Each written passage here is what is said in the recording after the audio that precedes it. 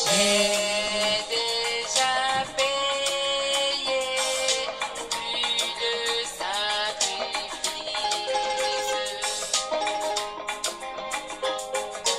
Mon sang a coulé, plus de sacrifices.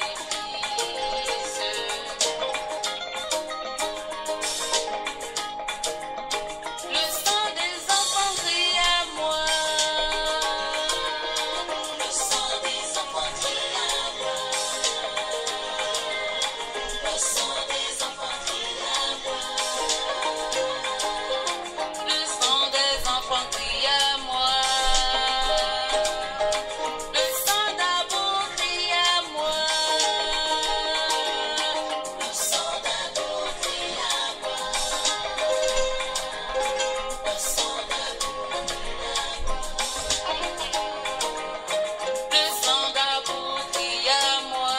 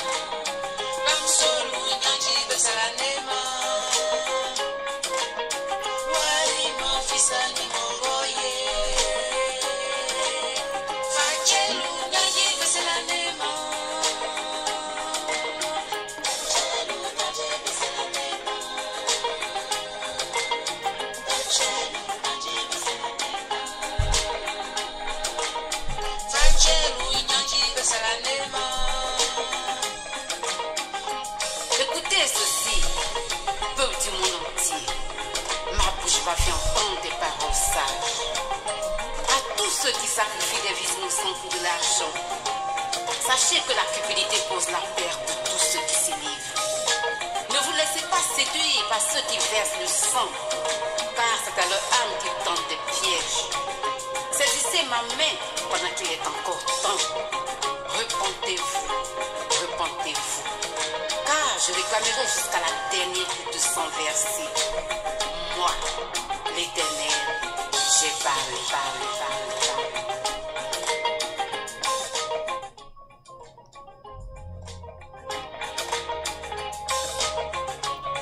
Shalom, shalom, frères et sœurs en Christ, peuple du monde entier. Comme promis, je vous fais déguster un seul cantique de mon CD. Voilà. Vous allez sur Spotify et iTunes, vous pourrez trouver le CD. J'étais sur CD Baby, mais il y a eu quelques petits problèmes. Et d'ici 2 à 3 semaines, je crois que sur Spotify, vous allez trouver ce CD qui est vraiment très enrichissant, très intéressant.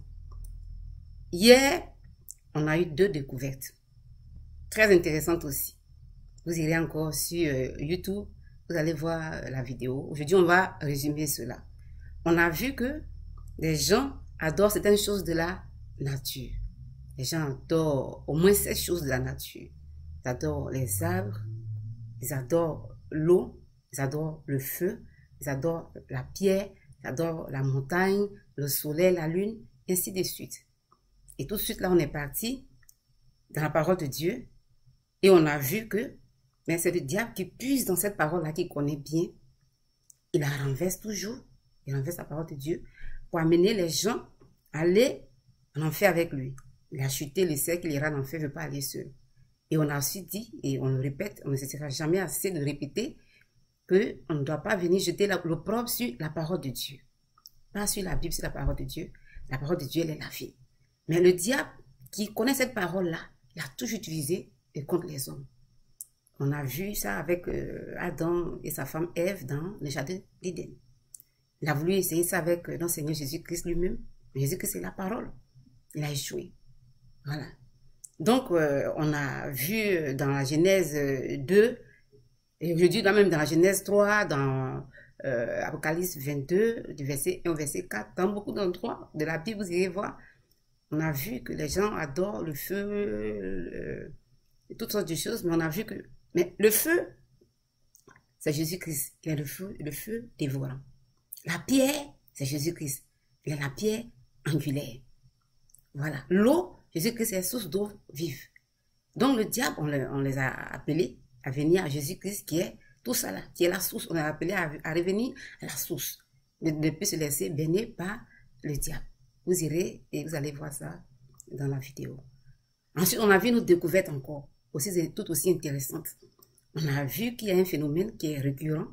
On entend souvent les gens dire maintenant dans le monde qu'ils vont dormir au cimetière entre minuit et 3 heures du matin. Voilà, ils disent qu'ils vont pour chercher, je ne sais pas, le bonheur, bien la richesse, bien quoi que ce soit.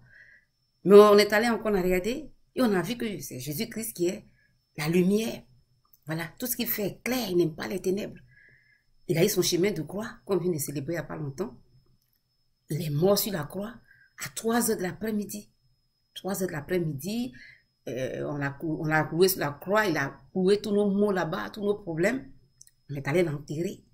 Et quand on est allé l'enterrer, justement, il a enterré tout ce qu'on avait comme infimité, saleté. On a vu, vous irez voir dans la vidéo, maladie, toutes sortes de choses. Et une chose encore très intéressante, c'est que il y a un passage que le Seigneur m'amène souvent à aller voir, je ne sais pas pourquoi, il ne m'a pas encore ouvert les yeux, mais s'il le fait spirituellement, me fait comprendre, je viendrai à vous. Dans Jean 20, on a vu que Jésus-Christ a laissé tomber son linceul, il était en linceul blanc, c'est tombé, c'était à terre. Mais il y a un qu'on a plié qui n'était pas tombé, qui était là. On ne sait pas pourquoi encore, mais qui était là. Mais il est ressuscité. Le 3e jour, il est revenu à la vie. Il nous a donné la vie, la félicité, la santé, la gaieté, la prospérité. Non. Le diable, qui aime, toujours qu'on le dit, prendre le contre-pied de tout ce que Dieu fait, lui aussi il amène les gens, lui les ténèbres. Voilà, il aime toute la nuit. La nuit, ils disent qu'ils vont à minuit, 3 heures du matin. Ils vont là-bas aussi pour dire qu'ils vont chercher le bonheur. Alors que Jésus-Christ a déjà tout payé, il a tout fait, on a tout gratuitement maintenant. Et voilà. Ils vont chercher quoi là-bas? Ils vont chercher quoi? On les a invités à venir. Parce qu'il y a d'autres même qui font même des sacrifices humains pour dire qu'ils veulent avoir la richesse ou bien le bonheur. Et on les a interpellés, je les ai interpellés, j'ai demandé à celui qui fait ça, qui tue les enfants d'autrui, qui sacrifie des enfants d'autrui, des enfants. Voilà. pour le bonheur de ses enfants. Parce que c'est de cela qu'il s'agit. Tout ce qu'on fait dans la vie, c'est pour la prospérité, c'est vrai, mais c'est aussi la postérité. Donc, tu tues les enfants d'autrui, les sacrifies pour le bonheur de tes enfants. Et c'est vrai, profite de ça, juste de ça. Je ne sais pas comment ça se passe. Voyage aux quatre coins du monde, dans de jolis habits. La fête arrive, toutes les choses sont des fêtes, la fête de Noël. Ils ont des cadeaux de Noël, ils sont contents dans leur joie, le visage est rayonnant de joie. Mais j'ai demandé à cette personne-là, si cette personne-là ne l'a pas encore fait, aujourd'hui, encore je le dis, si tu es à la maison, il faut faire cet exercice-là. Tu regardes dans le regard de tes enfants, qui sont en train de s'amuser là-bas, tu approches d'eux, tu regardes dans leur visage. Est-ce que tu ne vois pas quand tu regardes, mais quand tu regarderas, tu ne reconnais pas le visage de Bouba, ou bien de Bénitier, ou bien d'autres encore plus jeunes comme Sylvio Emmanuel, qu'on a décapité dans une église. Un pasteur aurait commandité cela. Tu ne vois pas, tu ne trouves pas le visage de ces enfants, c'est le visage de tes enfants. Il faut bien regarder. Parce que tous les enfants se ressemblent. Tous les enfants se ressemblent. Ils portent tous le même regard. Le regard de l'innocence. Tout cela pour quoi? C'est vrai. On voit, comme je le dis là, tout semble beau. Je dis toujours comme c'est un peu comme un feu d'artifice. Voilà, ça blin, ça. Et puis après, ça retombe. Et je les appelais de revenir à la raison parce que le diable les trompe. Le diable les a trompés. Et le diable, quand il te donne quelque chose, il te donne avec la main gauche, il reprend ça avec la main droite toujours. Il reprend même plus que ce qu'il t'a donné. Toujours. La parole de Dieu dit que c'est la bénédiction de l'Éternel seule qui ne se fait sur d'aucun chacun. Et je l'ai aussi dit encore, j'ai dit que quand j'étais enfant, un peu plus jeune, peut-être 12, 13 ans dans les années 70, mes parents avaient reçu dans le quartier, les gens sont venus, un marabout était venu à sa famille s'installer. Et on voyait des gens vraiment défiler de partout. À Bassam, c'est la Côte d'Ivoire, pas loin d'Abidjan. Ils venaient de partout, de la capitale, Abidjan, partout. Ils venaient le voir, on dit, mais qui fait un faiseur de, mais je sais pas quoi. Donne la richesse aux gens. Et souvent, tu le voyais là, un jour de la semaine, ils s'habillent, vraiment tout rouge. Et il semblait même avoir du sang. Nos parents nous ont vraiment mis en garde. Parce qu'ils feraient des sacrifices humains. Voilà. On était des enfants, mais nos parents nous ont mis en garde, nous ont toujours mis en garde contre certaines choses dans la vie. Maraboutage, fétichisme, sorcellerie. Je disais que mon père, on était des familles modestes, c'était un instituteur. Il y avait plein de personnes chez lui, je disais, des personnes comme on sait dans le temps, comment ça s'est passé là. Beaucoup d'agents, de personnes, ses enfants, les enfants de ses frères, les élèves, tout ça là. Vivaient juste à la limite. Mais toujours, il nous disait ceci. Bassam, c'est une cité balnéaire. Il y a du sable. On est dans le sable, il dit, mais il peut faire manger du sable. Mais que de vendre son âme au diable. Jamais, nous, vraiment, on s'amusait les enfants, juste avec eux, rapidement, on courait passer un peu, on courait pour revenir. Et puis un beau jour, mes amis, il y a toujours un jour pour le Seigneur. On a vu qu'on est venu arrêter le monsieur. Il aurait cocufié l'un des pontes, un des responsables, des autorités de la ville de Bassam. Il était en plus vicieux. Les femmes venaient, paraît-il, pour chercher des filtres d'amour. Il profitait, il couchait avec eux. D'abord, il se servait avant de leur donner ce supposé filtre d'amour. Et voilà, et on est venu l'arrêter un jour. Il avait tellement de chefs d'accusation, recel et tout ça là. On a quitté le quartier pour le bonheur de nos parents. Et je disais que je me posais cette question là parce que on vivait tous ensemble dans le même quartier, ça veut dire qu'on n'était pas tous nantis. Mais ce monsieur, en tout cas, je me suis posé la question de savoir, je me réfléchissais, mais si tant est-il que ce monsieur-là peut vraiment donner la richesse aux gens, comme on le prétend, quand je regarde sa vie, je pouvais me permettre, et je peux me permettre de dire qu'il vivait dans la misère. vivez dans la misère. C'est ça que je vous appelle encore aujourd'hui. Ceux qui ont pu faire ça, ceux qui font ça, ceux qui projettent faire ça, je vous en supplie. Il faut y renoncer. Revenez à Jésus. Il vous tend la main. Et quand je le dis, c'est vrai, je dis, il y a d'autres personnes, des êtres humains qui diront, mais comment est-ce que des gens qui ont pu commettre ce genre d'abomination, Dieu pourra leur pardonner, tout ça. Mais c'est cela, notre Seigneur Jésus-Christ. Il est amour. Depuis la création du monde, je le redis encore, la volonté de Dieu, c'est que tous ses enfants soient sauvés. D'abord, ça, c'est ça d'abord. Il est amour. Vous voyez un peu même déjà, sur la croix, qu'est-ce qu'il n'a pas vécu? On lui a tout fait aussi, on l'a tué. Mais à la fin, qu'est-ce qu'il a dit? Quelle a donné parole? Père, pardonne-leur. Père, pardonne-leur. Est-ce que nous connaissons le prix d'une âme? La Bible dit que une âme qui est sauvée, mais le ciel se réjouit, les gens se réjouissent. Voilà. Mais il faut que je sois très clair. Je ne suis pas là pour dire qu'il faut aller tuer, décapiter des gens, et puis après venir demander pardon à Dieu, puis c'est fini. Non, c'est pas ce que je dis. Il ne faut pas le faire. Mais si vous l'avez fait, vous ne le saviez pas, alors il est bon, je dis, vous venez à Jésus. Et ce qui est bon, ce qui serait bon, c'est d'aller d'abord dans sa chambre et se jeter à terre. Devant Dieu, s'il faut pleurer, pleurer. Je reconnais que j'ai fait des choses vraiment abominables. C'est vraiment impardonnable. Aller tuer, décapiter des gens pour avoir de... Je ne sais pas quoi. Péché devant Dieu. Vous reconnaissez, vous vous humiliez, vous vous repentez devant lui.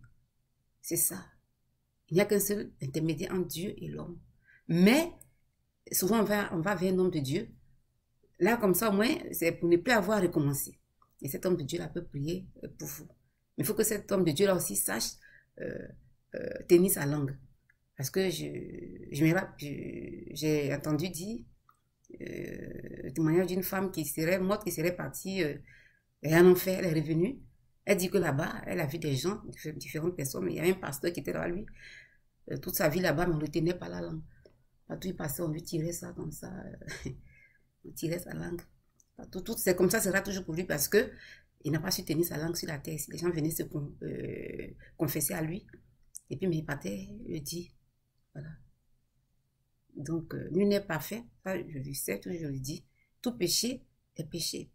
Celui qui viole, celui qui fait, c'est la même chose. C'est devant Dieu qu'on verra comment ça va se passer. C'est devant Dieu qu'on verra comment ça va se passer. Sinon, c'est la même chose. Je vous appelle, tous ceux qui ont pu faire ça, je vous en supplie, qui s'apprêtaient à faire ça, revenez à Jésus. C'est vrai, on voit certaines personnes le faire, ils semblent vraiment, je ne sais pas quoi, on les voit, ça ce n'est que des illusions. Des illusions, ne perdez pas votre âme. Si Dieu nous a fait grâce, qu'on a vraiment duré sur cette terre, c'est 100 ans. Je dis bien si nous a fait grâce, c'est 100 ans. Mais qu'est-ce que c'est que 100 ans comparé à l'éternité? Au point de vendre son âme au diable. Oui, les gens le font, c'est des illusions. Et c'est normal. Chacun aspire à un bien-être. Chacun aspire à être riche. Moi, j'aurais bien voulu être très riche. J'ai pu faire mon CD, j'ai pu le faire moi-même. Si j'avais les moyens, si j'étais très riche, je m'apprête à aller faire une campagne. Je serais allé sans même demander quoi que ce soit, aller financer ma campagne. Souvent, on me dit que les campagnes vont coûter jusqu'à des millions. Mais je m'apprête, je vends. J'essaie de dire quand je peux, ce que j'aurais recueilli, je vais le faire. Mais si j'avais ces millions-là, je l'aurais fait. Parce que rien n'est trop cher, rien n'est trop beau pour notre Seigneur Jésus-Christ, pour l'œuvre de notre Seigneur Jésus-Christ. Donc, oui, c'est vrai qu'on a besoin d'être riche.